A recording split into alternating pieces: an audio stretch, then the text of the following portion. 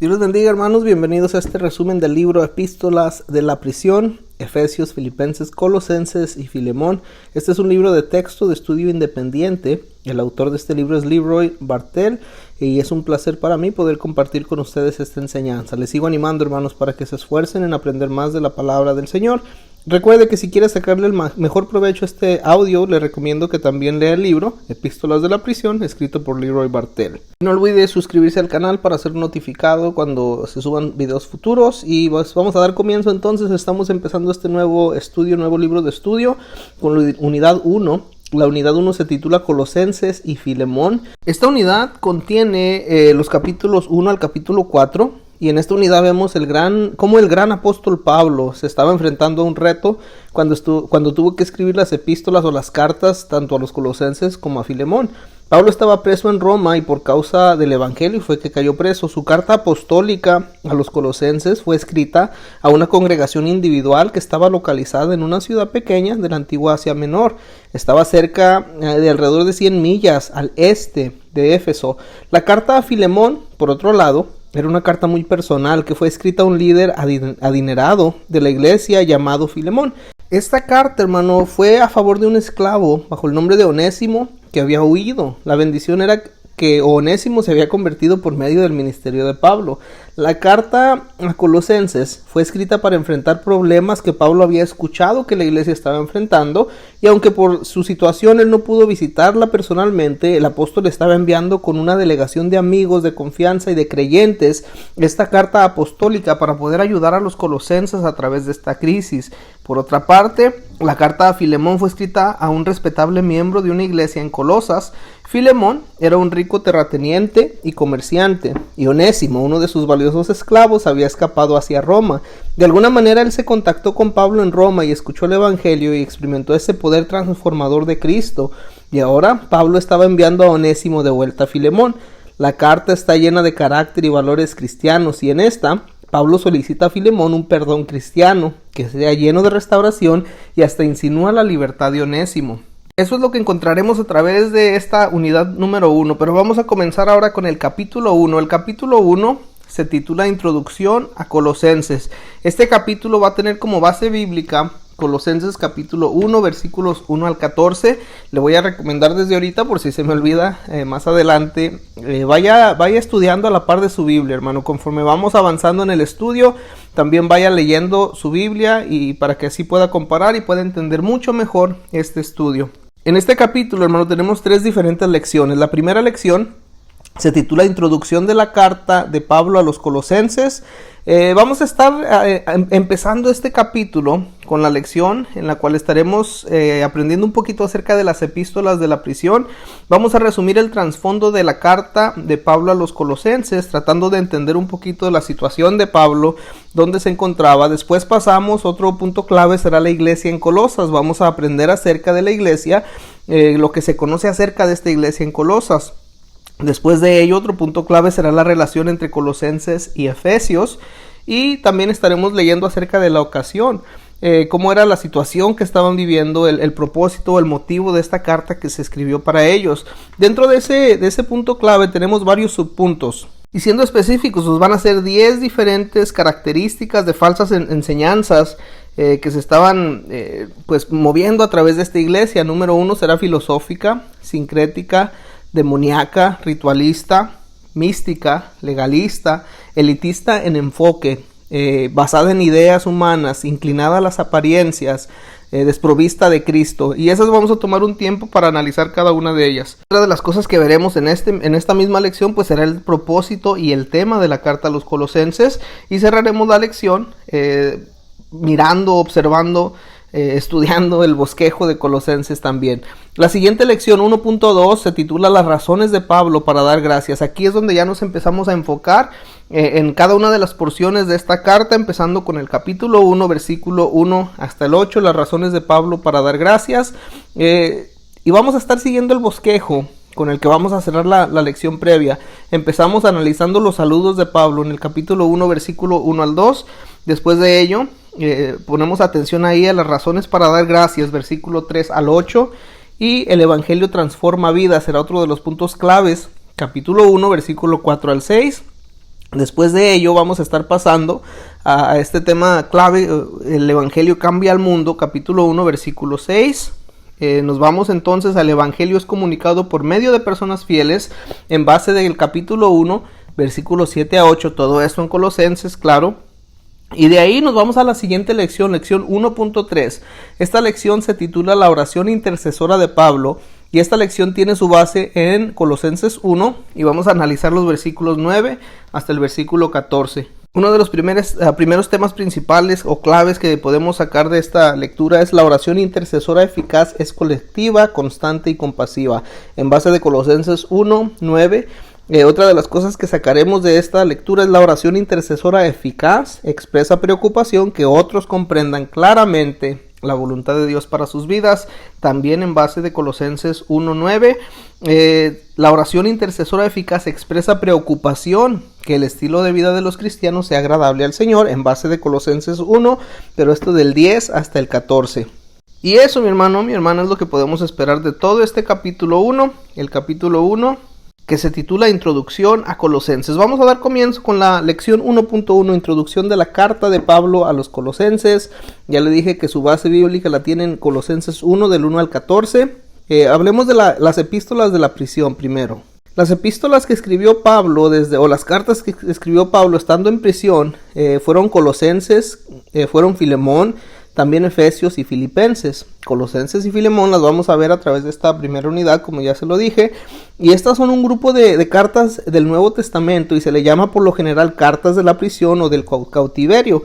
Se las llama así porque Pablo estaba en prisión cuando las escribió. Y cada una de ellas menciona el encarcelamiento o este cautiverio de Pablo. Ejemplo lo va a encontrar en Colosenses 1:24, Efesios 3:1, Efesios 4:1, Efesios 6:20. En Filipenses, en el capítulo 1, versos 12 y 13, al igual que Filemón 1, podrá darse cuenta que Pablo escribió que estaba en cautiverio o encarcelado. El asunto relacionado con quien escribió las 4 cartas ha sido argumentado desde varias perspectivas, basadas en el estilo, en el lenguaje y el contenido de las cartas, hermano. Evidencias internas de cada carta le dan el crédito a Pablo como el autor de cada una de ellas. Y este es el punto de vista más común que se sostiene hoy en día. Mientras no haya pruebas convincentes que sean presentadas, tanto de las cartas mismas o evidencia interna, como de fuentes históricas confiables que sería evidencia externa, las claras afirmaciones que se hacen en las cartas acerca de su autor pues van a permanecer y Pablo es atribuido como el escritor de estas. El punto de vista tradicional ha sido que estas cartas fueron escritas desde Roma. Sin embargo, Cesarea y Éfeso han sido considerados también como posibles lugares. Se sabe que Pablo estuvo encarcelado 2 veces. El primer encarcelamiento fue en Cesarea bajo la gobernación de Félix y Festo. Eso lo leemos en Hechos 23, versículo 23 hasta Hechos 26:32. Un segundo encarcelamiento, y este fue en Roma, mientras él esperaba el juicio ante el César. Esto lo aprendemos en Hechos 28, 30 al 31. Hay algunos que sugieren que Pablo estuvo preso en Éfeso, y esta creencia está basada en la declaración de Pablo en 2 de Corintios 11:23 acerca de las frecuentes prisiones. Y es mejor evitar ser dogmáticos, ya que las cartas no afirman claramente dónde estaba Pablo cuando las escribió. Sin embargo, un encarcelamiento romano armoniza con alusiones a la guardia del palacio en Filipenses 1:13 y también la casa del César en Filipenses 4:22. Este comentario o este libro que estamos estudiando prefiere la perspectiva tradicional de que estas cartas fueron escritas desde la prisión en Roma, y basándose en evidencia histórica disponible y los hechos que se conocen sobre el encarcelamiento de Pablo en Roma, la composición de las 4 epístolas de la prisión se ubica entre el año 60 y año 61. Aunque el ministerio de Pablo en este periodo fue restringido, no fue improductivo. Ahí encarcelado a 2 centuriones que se turneaban vigilándolo. Vivió en una casa alquilada desde donde llevó a cabo un ministerio eficaz. Eso lo leemos en Hechos 28, 30 al 31. Pablo tuvo la libertad para recibir visitas, para escuchar reportes de las iglesias, para escribir cartas, para animar, resolver problemas, enseñar y dirigir. y a pesar del encarcelamiento, su ministerio de oración intercesora y evangelismo personal fueron significativos, hermano. Y de eso tenemos varios ejemplos, tanto en Efesios 1:15, Filipenses 1:3, Filemón 4-6. El primer tema clave o punto clave de esta lección es la iglesia en Colosas. Colosas era una ciudad pequeña en la antigua provincia romana de Asia Menor, el área que se conoce hoy como Turquía, a las orillas del río Lico, y estaba localizada alrededor de 100 millas al este de Éfeso, vecina a las ciudades de Laodicea y Herápolis. Por un tiempo, Colosas fue considerada una ciudad de considerable importancia. Sin embargo, cambios de patrones comerciales y necesidades causaron su decadencia. Se ha dicho que la iglesia de Colosas fue la menos importante entre las que recibieron una epístola de Pablo. No obstante, se puede presentar el argumento convincente que cualquier iglesia que recibió una carta de Pablo y que con el tiempo fue incluida en el canon del Nuevo Testamento no puede ser considerada insignificante. El Nuevo Testamento no proporciona ningún registro explícito sobre cómo fue fundada esta iglesia de Colosas. Colosas, hermano, no es mencionada en ningún relato de Lucas ahí en Hechos. Todo lo que sabemos acerca de esta iglesia y sus orígenes son alusiones dentro de la misma carta y en Filemón, una carta compañera. Y es muy probable que la iglesia fuese fundada durante el ministerio de Pablo en Éfeso, como se registra ahí en Hechos capítulos 18-19. La obra del Espíritu Santo en Éfeso impactó toda Asia. Probablemente en ese tiempo Epafras, quien era un nativo de Colosas que se convirtió a Cristo, regresó a su tierra natal para fundar esta iglesia. También es posible que él comenzara las iglesias vecinas de Herápolis y Laodicea.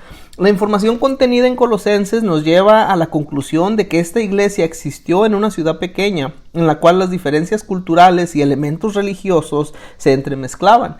La iglesia estaba compuesta en gran parte de creyentes gentiles y existía dentro de una cultura pagana, pero también había una significativa influencia judía. Lo que se convirtieron en Colosas habían estado apartados de Dios y eran considerados sus enemigos. Sus vidas estaban caracterizadas por toda clase de inmoralidad. Y antes que estas personas encontraran a Cristo, habían sido víctimas del poder satánico y muerte espiritual en sus pecados. Cuando creyeron en Cristo fueron liberados y transformados por su poder. Ellos ahora estaban siendo discipulados para seguir a Cristo. De seguro la iglesia en Colosas estaba enfrentando varios desafíos significativos. Sin embargo, la congregación estaba formada por personas buenas que amaban a Dios. Por las palabras de Epafras, Pablo tenía una descripción de que eran personas cuya vida se caracterizaba por la fe, el amor y la esperanza. Ellas tenían buena reputación, eran evangelizadores en su accionar, firmes en su fe y disciplinados en su vida de la iglesia. Así aprendemos de Colosenses 1 del 1 al 8 y 2, 5. Y si bien el aviso fue oportuno, hubo más por lo que los creyentes en Colosas podían ser alabados.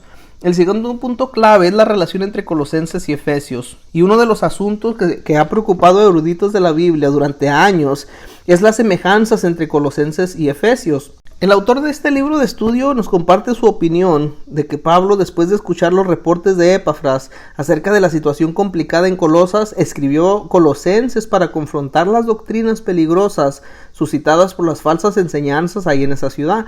Y poco después de escribir Colosenses, Pablo se da cuenta, a través de los informes que recibió, que el problema estaba extendido más de lo que al principio se imaginó. Y este problema había influido en las iglesias de alrededor del valle del Lico, incluso a Éfeso. Consecuentemente, Pablo probablemente escribió la carta que llamamos Efesios más tarde, como una circular o una carta de tipo abierta, para poder tratar con varios de los mismos problemas en una escala mayor y más sistemática. El siguiente punto clave de nuestra lección es la ocasión. Vamos a enumerar y explicar 10 características de las falsas enseñanzas.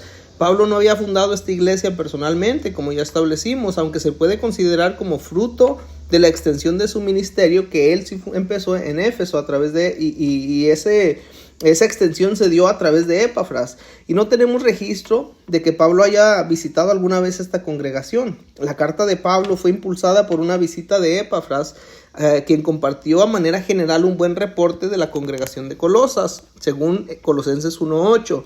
No obstante, hermano, él también compartió los desafíos espirituales y errores doctrinales que la iglesia estaba enfrentando. Esta epístola de Colosenses no proporciona ninguna descripción sistemática de los errores doctrinales y la falta de equilibrio en la enseñanza de la iglesia. Lo que realmente sabemos sobre esta extraña enseñanza o herejía se extrae de algunos indicios dentro de la carta, especialmente los que se encuentran en el capítulo número 2. Basado en estos indicios podemos concluir las siguientes observaciones. Mire, algunos maestros influyentes dentro de la iglesia trataban de engañar a los creyentes con argumentos persuasivos. Así leemos de Colosenses 2:4. Por consiguiente, algunos de los cristianos estaban aceptando filosofías que estaban basadas en el razonamiento humano o quizás aún de influencia demoníaca. Así leemos de Colosenses 2:8. Otros eran críticos en cuanto a prácticas ceremoniales y religiosas. Colosenses 2:16. Algunos cristianos se sentían indignos de la bondad de Dios porque no habían tenido experiencias altamente místicas como otros, de acuerdo a Colosenses 2:18. Sin duda alguna, miembros de la congregación fueron engañados por este énfasis malsano. Colosenses 2 del 20 al 23 nos da testimonio de eso. Y al menos 10 características de la falsa enseñanza, que van a estar ahorita listadas, pueden ser identificadas por los indicios encontrados dentro de las cartas de Pablo. La primera de ellas, una enseñanza filosófica. Pablo advirtió a los creyentes en Colosas que no se dejaran engañar con palabras persuasivas o por medio de filosofías y huecas sutilezas. Colosenses 2 del 4 al 8. Y aparentemente las falsas enseñanzas venían por medio de ideas y de filosofías. Los cristianos estaban siendo persuadidos que para ser verdaderamente santos debían de tener un conocimiento esotérico, exclusivo, único. Y algunas de estas falsas enseñanzas, hermano, pueden haber venido de un gnosticismo incipiente, la creencia que la materia, cualquier cosa física, fue maligna, y así la salvación y la verdadera experiencia religiosa presuntamente tenía que venir a través del conocimiento. La otra enseñanza errónea es la enseñanza sincrética. El sincretismo es la mezcla de ideas y creencias de otras religiones con el cristianismo, y esto resulta en un sistema de creencias que no es ni cristiano ni totalmente pagano. Es posible que estas creencias de los colosenses no eran un sistema de creencias claro y definido, sino una mezcla de creencias y prácticas del paganismo, del judaísmo, del cristianismo. Para enfrentar este error de los colosenses, Pablo pone en claro el lugar e importancia de la circuncisión, el bautismo y regulaciones de los alimentos, así como varias fiestas religiosas y varios días santos. Esto usted lo encuentra en Colosenses 2 del 11, también Colosenses 2:12 y Colosenses 2:16. Y otra de las características, hermanos, de estas falsas enseñanzas que Pablo menciona, que se encontraban en Colosas, es la demoníaca. Y parece que los creyentes colosenses no habían sido totalmente liberados de su pasado antes de ser cristianos. Un sistema puede haber sido desarrollado para protegerlos de fuerzas malignas que ellos creían dominaban el espacio entre el infierno, el mundo material y los cielos. Así parece que algunos creyentes colosenses se seguían sintiendo dominados por fuerzas demoníacas que alguna vez los habían tenido cautivos. Y Pablo sintió que era necesario declarar la victoria total en Cristo, quien despojó a los principados y a las potestades. Esto lo encontramos en Colosenses 2, versículo 15. Pablo exhortó a los creyentes a reconocer que ellos ya habían muerto con Cristo en cuanto a los rudimentos del mundo, Colosenses 2:20, y tenían la victoria completa en Cristo. Otra de las enseñanzas falsas es la ritualista. Esta era la creencia que los cristianos auténticos debían seguir un sistema complicado de rituales y de ceremonias.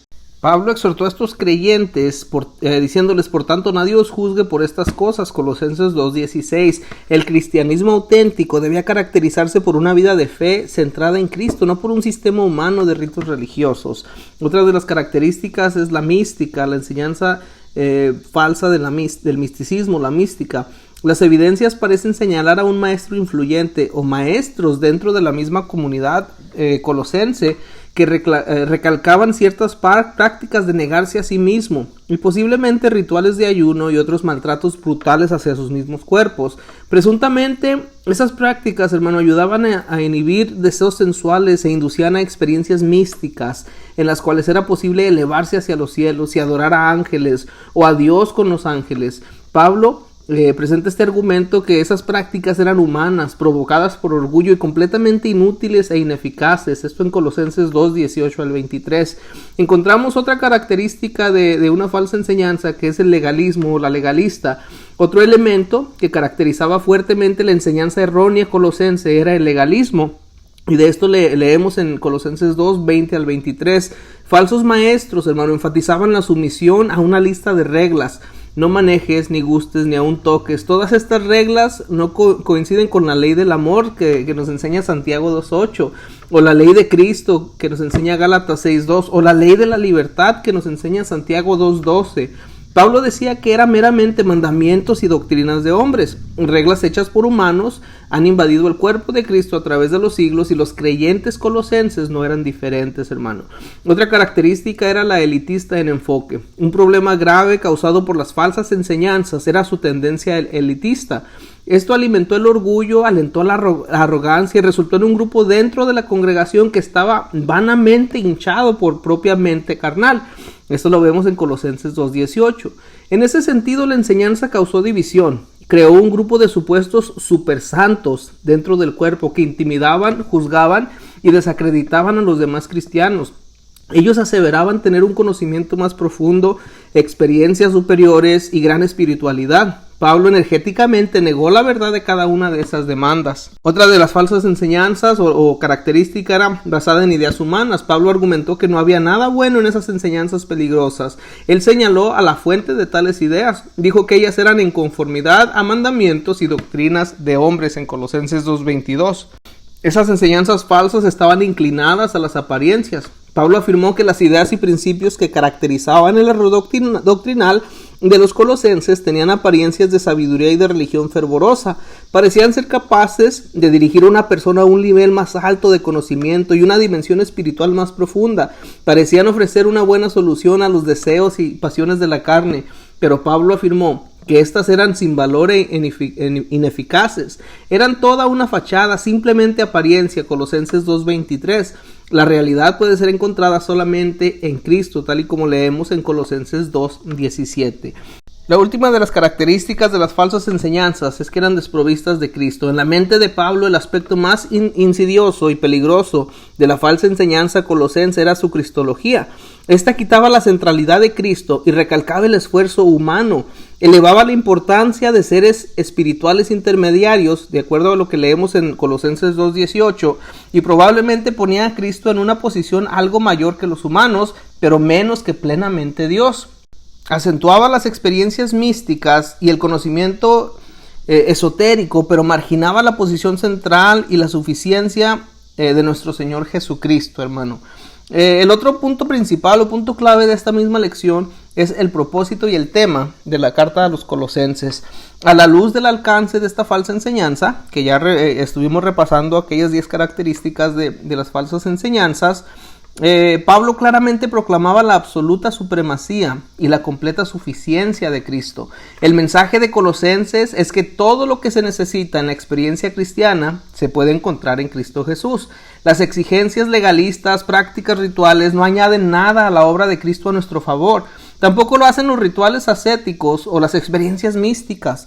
Confiar en otras cosas que no sea la supremacía de Jesús nos lleva a errar. Cristo es suficiente, Cristo es la respuesta, Cristo es supremo. El mensaje de Pablo a los colosenses y a nosotros es que todo el que cree en Cristo como Salvador ha encontrado todo lo que necesita. En Colosenses 1 del 15 al 18 leemos que Él es la imagen del Dios invisible, el primogénito de toda creación, porque en Él fueron creadas todas las cosas, las que hay en los cielos y las que hay en la tierra, visibles e invisibles, sean tronos, sean dominios, sean principados, sean potestades, todo fue creado por medio de Él y para Él. Y Él es antes de todas las cosas, y todas las cosas en Él subsisten, y Él es la cabeza del cuerpo, que es la iglesia, el que es el principio, el primogénito de entre los muertos, para que en todo tenga preeminencia. Colosenses 1, 15 al 18. En el primer siglo, la supremacía y suficiencia de Cristo fueron la respuesta de Pablo para esas falsas enseñanzas en la iglesia de Colosas. Ese también debe ser el mensaje para la iglesia de nuestro tiempo, hermano. Así como las estrellas fijas en el cielo guían a los barcos hasta puertos seguros y la fuerza gravitacional de la tierra establece el verdadero norte para el viajero, así Jesús es y debe permanecer como el centro supremo del ministerio de la iglesia y de la vida de cada creyente. Esta supremacía nunca debe transarse ni perderse de vista. Él, Jesús, nos mantiene en curso. Él es nuestro antídoto en contra del error, hermano, la esperanza del mundo y nuestra llave a la eficacia. El último tema, punto clave de esta lección, pues nada más es el bosquejo de Colosenses. Aquellos que tienen el libro lo encontrarán. Colosenses se puede dividir en 4 secciones principales. cada una de ellas con sus subsecciones o subpuntos. La primera sección principal sería la introducción. La introducción la podemos encontrar en Colosenses capítulo 1. La introducción incluye el saludo de Pablo, Colosenses 1 del 1 al 12. Después de eso viene la acción de gracias de Pablo, Colosenses 1 del 3 al 8. Y del versículo 9 al 14 encontramos la oración por los creyentes de Colosas. La segunda división principal es doctrina poderosa, nuestro supremo Salvador. Esto es desde Colosenses 1:15 y abarca hasta Colosenses 2:23. Las subdivisiones de esta sección principal, la primera de ellas es la supremacía de Cristo. En el capítulo 1, versículo 15 hasta el verso 23, Pablo habla de la supremacía de Cristo. Desde el verso 24 hasta Colosenses 2:7, Pablo escribe acerca de la obra a favor de la iglesia, o más bien de la obra del mismo, de Pablo a favor de la iglesia. Luego llegamos a Colosenses 2:8 hasta 2:23. Ahí Pablo da advertencias en contra de los falsos maestros. La tercera división principal de Colosenses en su bosquejo es enseñanza práctica, pautas para una vida santa. Y esto cubre desde Colosenses 3 hasta el capítulo 4, versículo 6. Mire, el capítulo 3, verso 1 al 17, la primera subdivisión sería el viejo hombre y el nuevo hombre. Pablo escribe acerca de eso. Colosenses 3:18 hasta 4:1, Pablo escribe acerca de las reglas para la familia de Dios. En Colosenses 4, del versículo 2 al 6, ahí Pablo da más enseñanzas. Y la última división principal de Colosenses sería la conclusión, que se encuentra en Colosenses 4, del 7 hasta el 18. Eso, hermano, nos trae al final de esta lección 1.1, que nos da la introducción hacia la carta de Colosenses. Sé que fue bastante información, así que si necesita pausar, este sería un muy buen momento para pausar. Si no lo necesita, pues vamos a continuar con la lección 1.2, las razones de Pablo para dar gracias. Y le vuelvo a recordar, este va a ser un buen momento para tener su Biblia lista, para que vaya leyendo su Biblia a la par del estudio también. Colosenses 1.2, las razones de Pablo para dar gracias, va a estar cubriendo Colosenses capítulo 1, versículo 1 hasta el versículo 8 en esta lección. Y son pocas las cosas que satisfacen más en circunstancias difíciles e intensas que recibir buenas noticias. Un informe positivo sobre las personas por las que nos preocupamos puede levantar nuestro espíritu, hermano. Pablo, el gran apóstol de los gentiles, se encontraba en prisión por servir a Cristo y servir al Evangelio. Y en los comentarios iniciales de su carta a esta congregación en Colosas, él expresa la acción de gracias por el buen informe que recibió acerca de la iglesia. Y recordemos que lo recibió a través de Epafras, quien fue el pastor fundador de esa iglesia. Y siempre son razones para agradecer a Dios las noticias de personas que vienen a la fe en Cristo, las que responden al Evangelio y el crecimiento de todos los creyentes en vida y en carácter cristiano.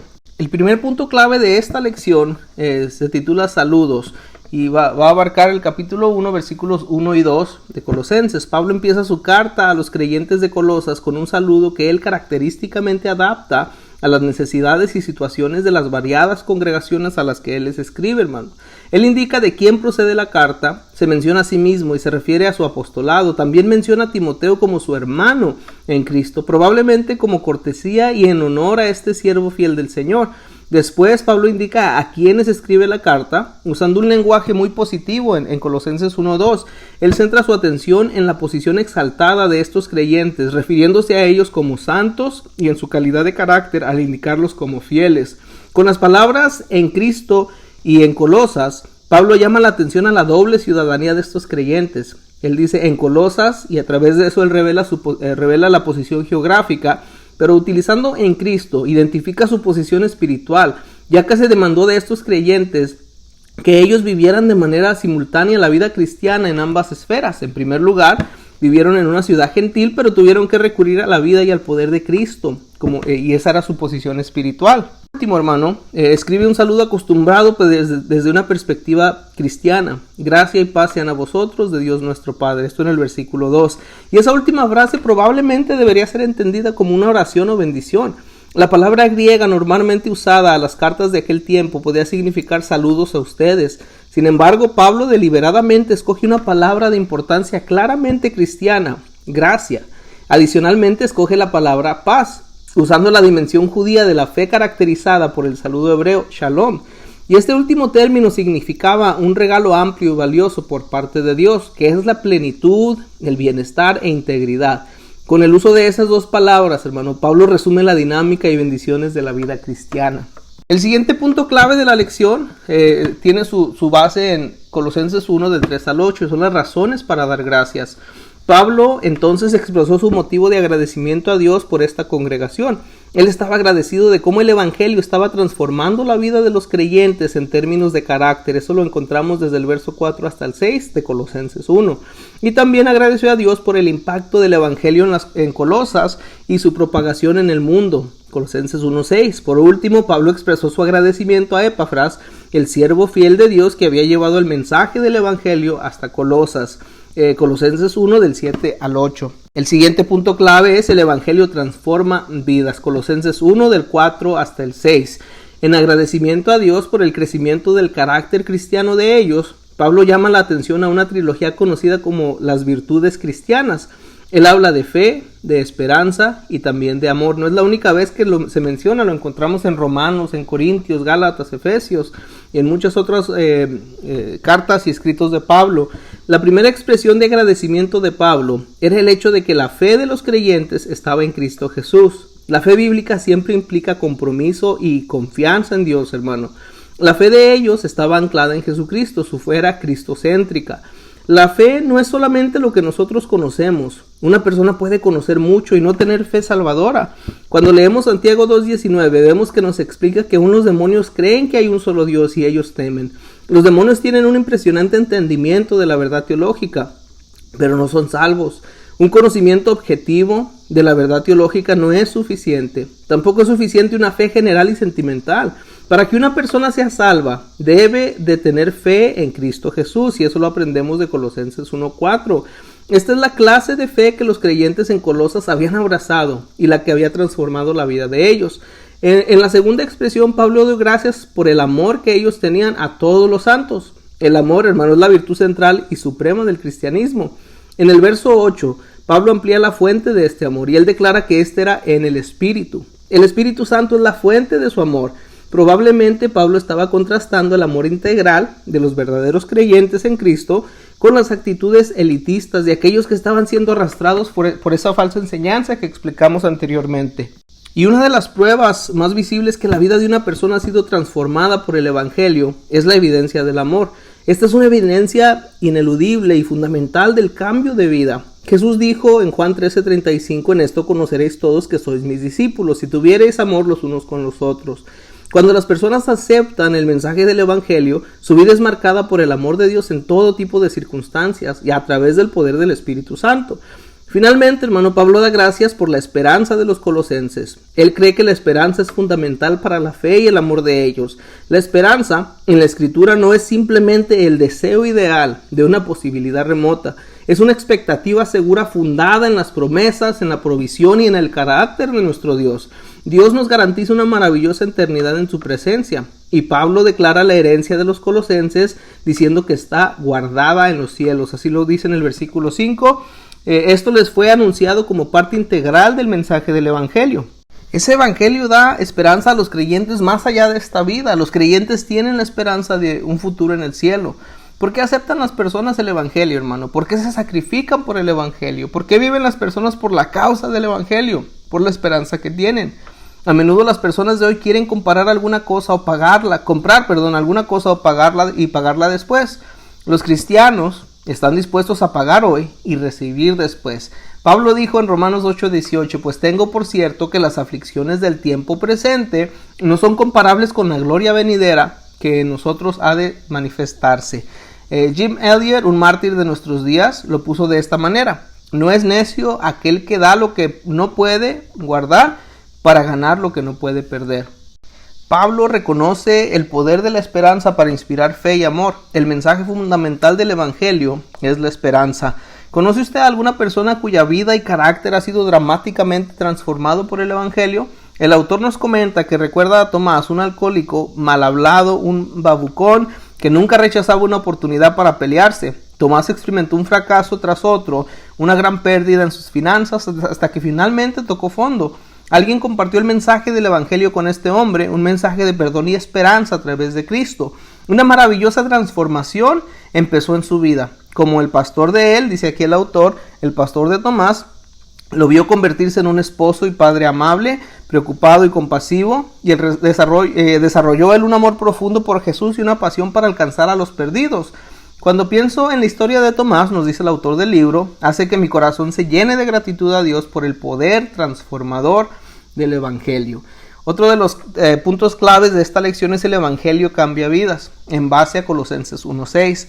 La segunda razón principal por la que Pablo agradecía a Dios era el informe que recibió en cuanto a la extensión del Evangelio en Colosas y en el mundo.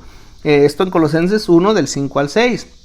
Pablo consideraba el Evangelio como una ente viviente. Era como una planta que echó raíz y creció donde quiera que fuera plantada. Para Pablo, la iglesia de Colosas era una prueba viva del poder del Evangelio. Los creyentes habían escuchado y entendido el mensaje del Evangelio acerca de la gracia salvífica de Dios que se alcanza a través de la fe, hermano. El resultado fue el crecimiento fenomenal tanto en Colosas como donde quiera que era predicado este Evangelio. El Evangelio no es un estancado sistema de ética, sino que es una realidad viva y creciente. Produce crecimiento personal, como lo dice 1 de Pedro 2:2. Aumenta el cuerpo corporativo mientras crece, todo en una unidad espiritual. El Evangelio es un mensaje con energía divina. Pablo dio gracias por el crecimiento y fructificación del Evangelio en todas partes. Y Pablo creyó que las raíces del Evangelio estaban en la gracia de Dios. Era el mensaje de la gracia de Dios, su maravillosa y merecida provisión a través de Cristo. Gracia, no obras, trae salvación. Salvación y transformación empezó desde el día que oísteis y conocisteis la gracia de Dios en verdad. Colosenses 1:6. La realidad del poder del Evangelio es emocionante, hermano. El Evangelio se extiende, no puede ser confinado o detenido. Pablo estaba en prisión, pero el Evangelio estaba activo en todo el mundo. Jesús dijo, y será predicado este Evangelio del reino en todo el mundo para testimonio a todas las naciones, y entonces vendrá el fin.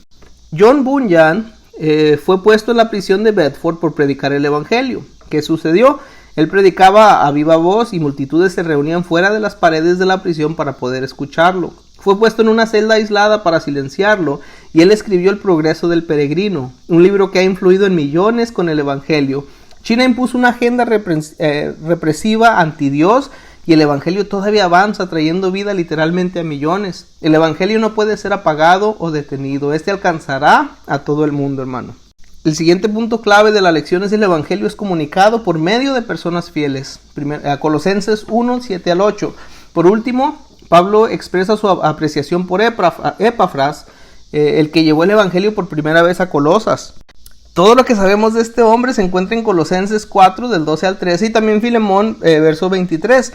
Él puede haberse convertido en Éfeso durante el ministerio de Pablo, del cual leemos en Hechos capítulo 19. Parece que él era nativo de Colosas y fundó la iglesia ahí, así como la de Laodicea y Hierápolis, y había sido él compañero de Pablo en la prisión. Pablo usa varios términos de aprecio y respeto cuando se refiere a Epafras, tales como nuestro consiervo amado, y también se refiere a él como fiel ministro de Cristo. El hecho de que Dios usa personas para poder extender el mensaje del Evangelio, hermano. Epafras, un muchacho provinciano, fue a quien Dios usó ahí en la ciudad de Colosas. Y aunque el mensaje del Evangelio es maravilloso, no son los ángeles los que extienden el mensaje del Evangelio. No se escucha una voz estruendosa desde el cielo para comunicar a las naciones el mensaje del Evangelio. El Evangelio es comunicado por medio de personas sencillas, con todos sus temores, con sus fallas, con sus caídas. Increíble como pueda parecer, Dios ha usado a iglesias imperfectas que han sido rasgadas por divisiones e invadidas por doctrinas desequilibradas como sus agentes para proclamar el Evangelio dentro de la comunidad y hasta lo último del mundo.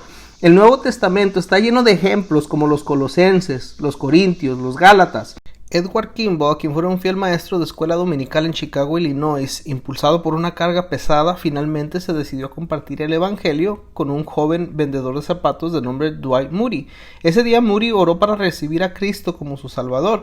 Moody más tarde se convirtió en uno de los más fervientes predicadores de su generación. Un tiempo después, un conocido autor de nombre F.B. Meyer fue tan conmovido por el poderoso mensaje de Moody que se hizo parte de la tarea evangelizadora con el mensaje del Evangelio. Uno de los muchos que vinieron al conocimiento de la salvación a través del ministerio de Meyer fue un joven estudiante universitario llamado Wilbur Chapman, quien salió a predicar el mensaje de Jesús. Durante una de las campañas de evangelización dirigida por Chapman, un joven deportista, a quien lo contrataron para que ayudara a levantar la carpa, fue encendido por el mensaje del evangelio e influenciado para salir con toda su energía y llevar el evangelio a todos. Y este joven fue el famoso Billy Sunday. El entusiasmo de Sunday por el evangelio lo llevó al lugar de Charlotte, Carolina del Norte, donde se había formado un grupo pequeño de oración después de una reunión con Sunday. Mordecai Ham, un miembro de aquel grupo de varones de oración, fue motivado a convertirse en respuesta a su propia oración por obreros, llevando a cabo campañas de evangelización a través de la ciudad de Charlotte.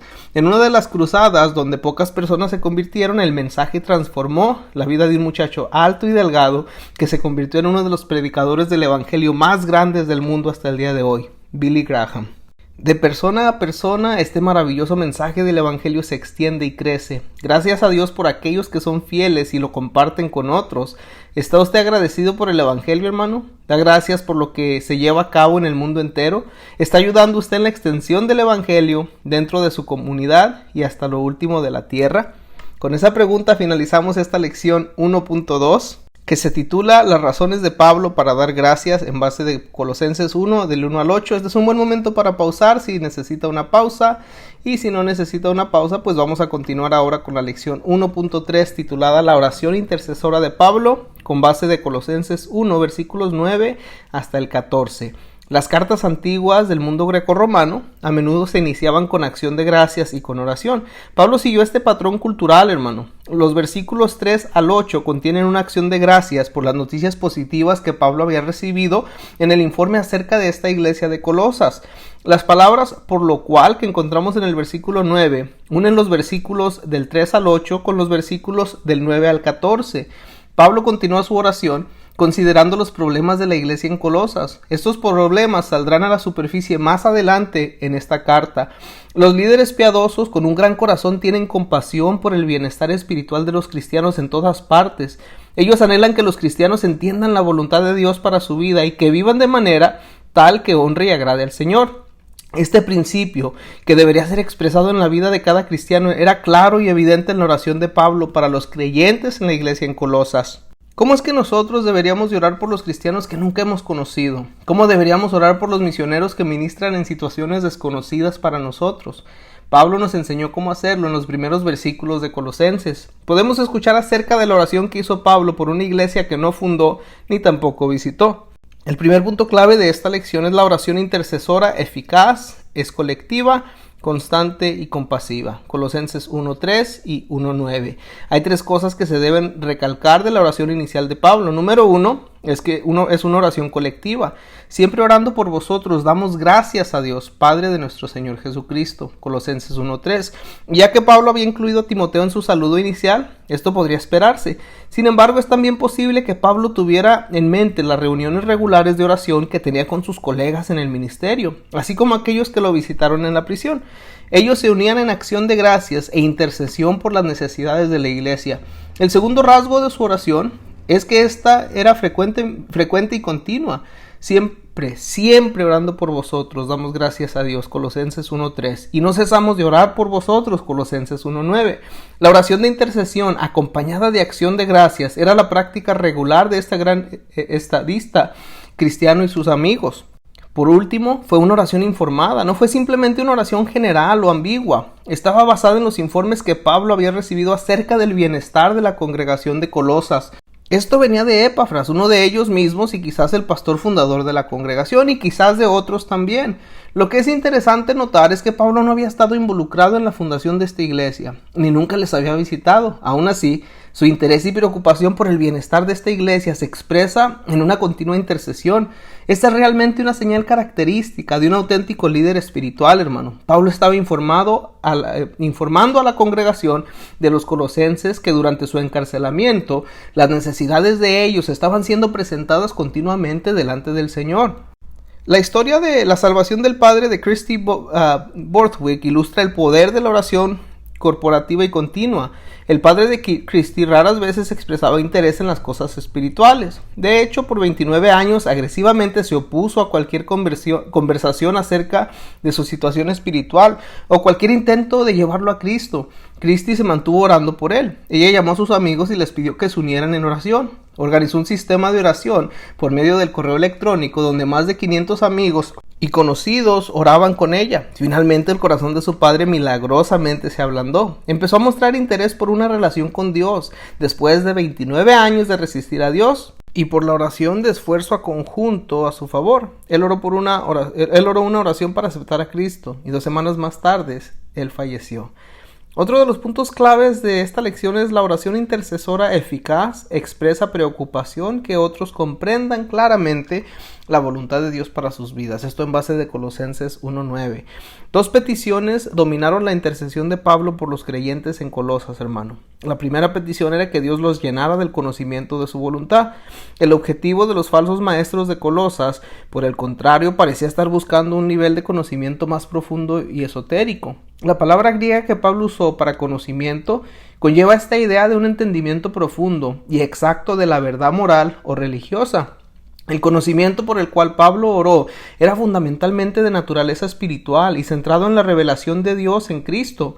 También está claro en el versículo 10 que su meta era un estilo de vida cristiana, no simplemente un conocimiento esotérico que solo produce orgullo y arrogancia.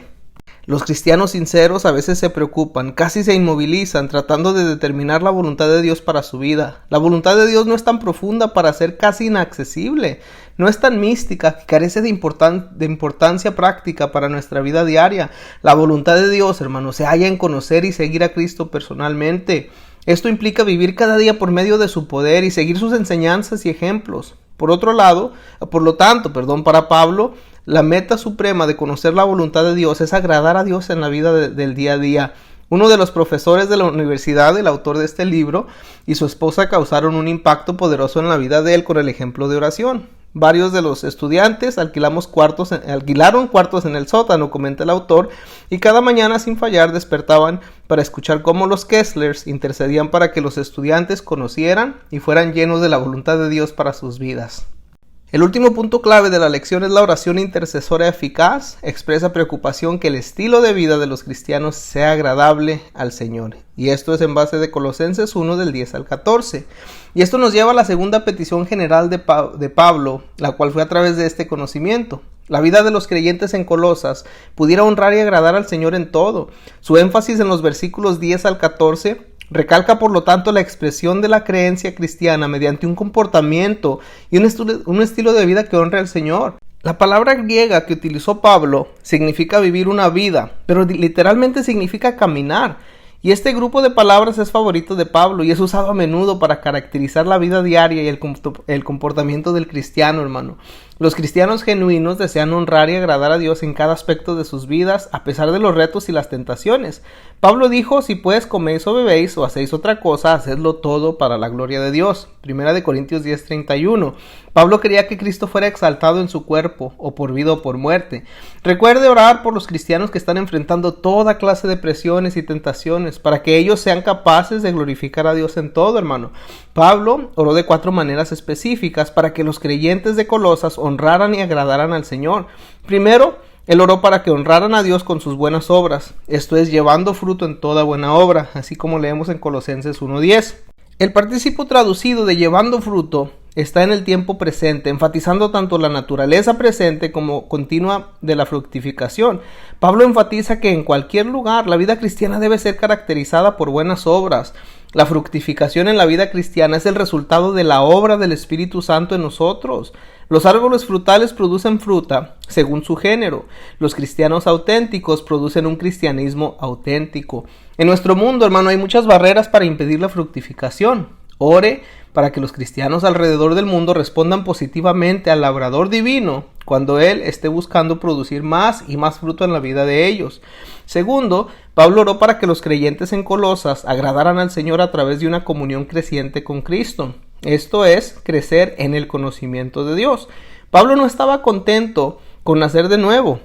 Él creyó que la vida de los cristianos debe caracterizarse por la evidencia de crecimiento y madurez en Cristo. Otra vez, el participio usado aquí es un tiempo presente y enfatiza el crecimiento diario en el conocimiento de Dios que debería caracterizar la vida cristiana. La vida cristiana y el ministerio eficaz fluyen de un crecimiento constante y continuo en el conocimiento de Dios. Esto no es simplemente un conocimiento teórico o de hechos, sino que es un conocimiento personal. Nosotros, hermanos, deberíamos crecer cada día en nuestra relación personal con el Señor. Aquellos que se estancan o dejan de crecer están en una posición peligrosa. Ore para que la vida cristiana se convierta en un descubrimiento progresivo y en una aventura para cada creyente. La tercera petición de Pablo para los creyentes de Colosas era que Dios los fortaleciera con gran perseverancia y paciencia. Así leemos en Colosenses 1:11.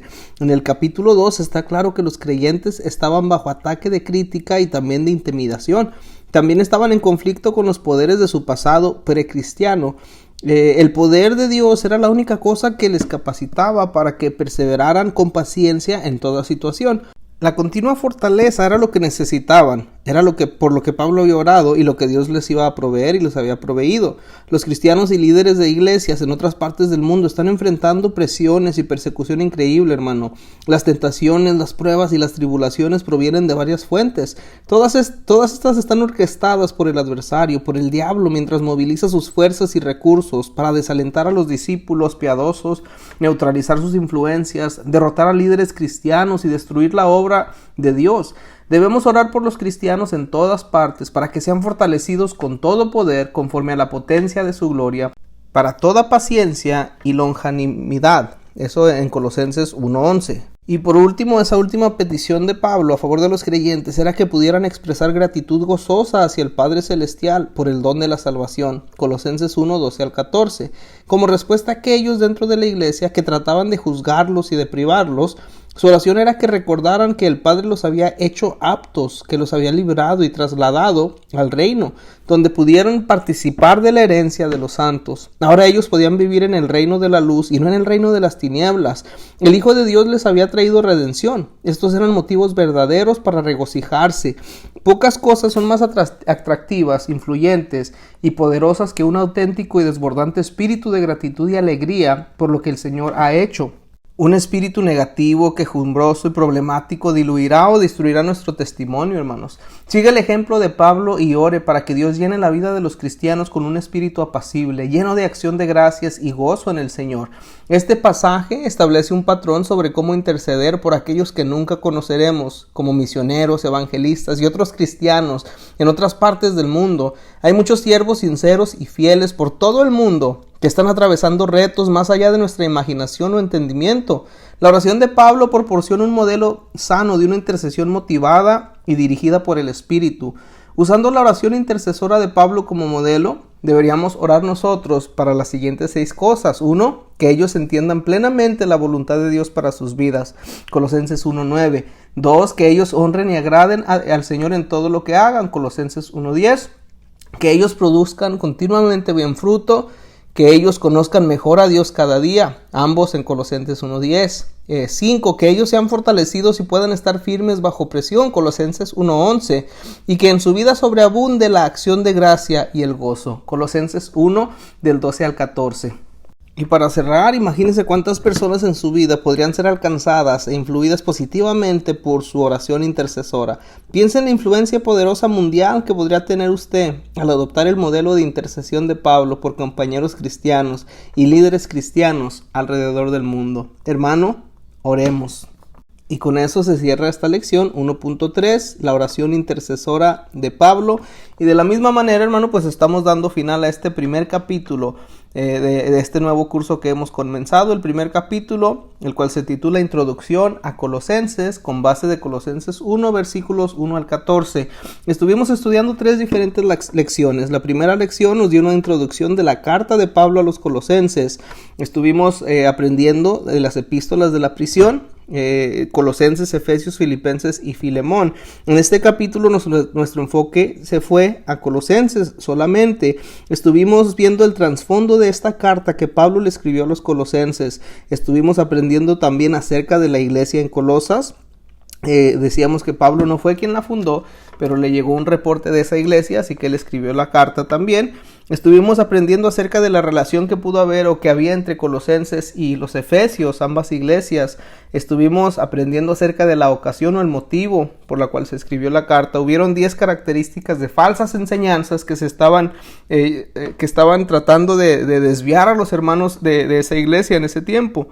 Esas 10 características de las enseñanzas falsas eran la filosófica, que eran sincrética, demoníaca, ritualista, mística, legalista, elitista en enfoque, basada en ideas humanas, inclinada a las apariencias y desprovista de Cristo, hermano.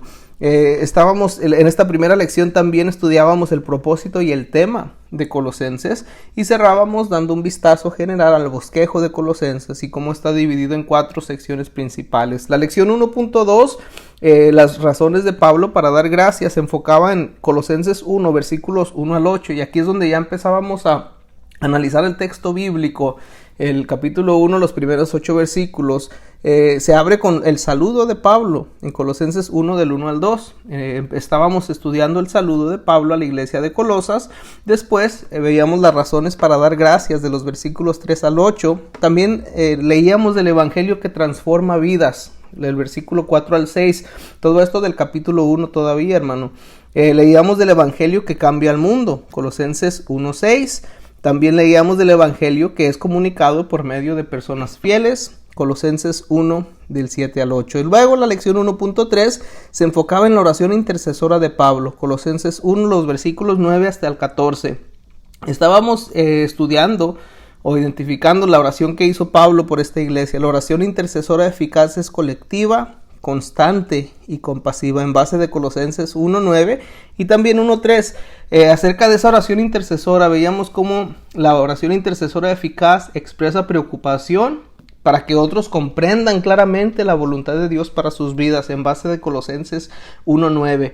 Y la oración intercesora eficaz, hermano, expresa preocupación que el estilo de vida de los cristianos sea agradable al Señor, Colosenses 1 del 10 al 14. Esto fue el capítulo 1. Introducción a Colosenses, espero les haya ayudado y Dios les bendiga.